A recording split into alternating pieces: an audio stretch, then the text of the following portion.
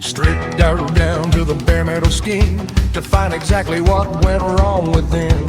Case is split open, gears in a row, under the light of the shed's dim glow.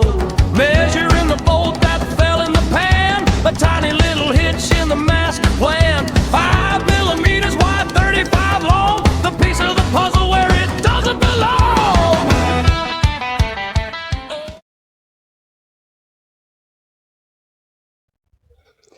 Okay, before I put the top on, I'll show you what I've done.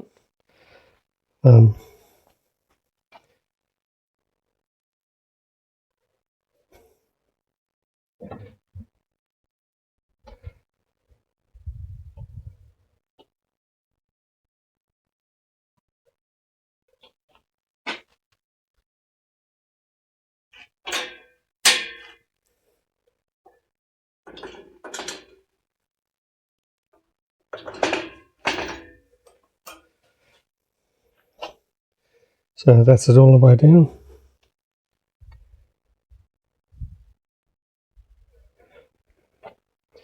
I need to organise a ramp to go on this end. I've got some pre-drilled holes I'll put in, so I think I'll make a little steel ramp thing that once it comes up it'll drop down, and then I'll need to like lift it up to make it drop down again. It's like a safety thing for this end as well as the one that's built into the other end.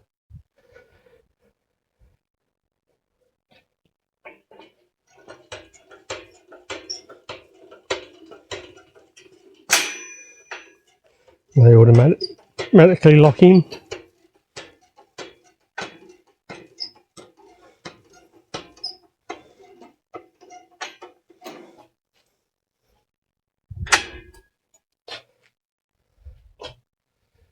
So I'm happy with that. I can stand on here and jump up and down quite easily. It's very solid. It's not going anywhere. The bottom legs stick out about an inch further than the top on both sides. So that's to give me the full stability on width. It's sitting not flat at the moment, but once it's inside the shed, it sits dead square flat. So okay, I might have to do a Bunnings run and get some screws, and then put the top on.